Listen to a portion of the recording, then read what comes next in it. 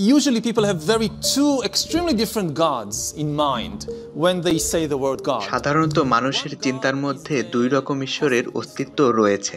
তারা যেমন ঈশ্বরের কথা বলে তার মধ্যে একটি হলো সৃষ্টি রহস্যজনিত ঈশ্বর। আমরা আসলে যার সম্পর্কে কিছুই জানি না।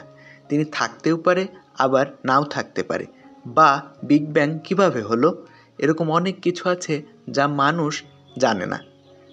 আর সেই রহস্যকে নাম দেওয়া হয়েছে ঈশ্বর।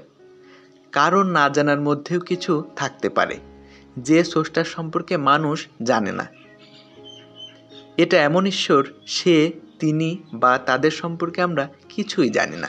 এটা একটা রহস্য। এবং আপনি রাতের শেষ প্রহরে ক্যাম্প করে আগুন জ্বালিয়ে সবাই চারপাশে বসে আপনারা যদি চিন্তা করতেন what is the meaning of life, বা জীবনের মানে কি। Then there is another God. এটা হচ্ছে একরকম ঈশ্বরের ধারণা যা সম্পর্কে আমার কোনো অবজেকশন নেই, বরং আমি এটাকে পছন্দ করি। এরপর অন্য আরেক রকম ঈশ্বর আছে যার চরিত্র মানসিকতা সম্পর্কে আমরা অনেক জানি।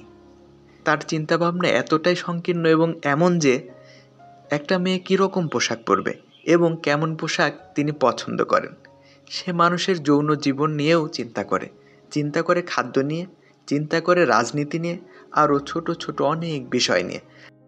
এবং আপনি যাই করেন অনেক কিছুই তার পছন্দ হবে না, আর আপনাকে পছন্দ না হলে সে আপনাকে আগুনে পোড়াবে।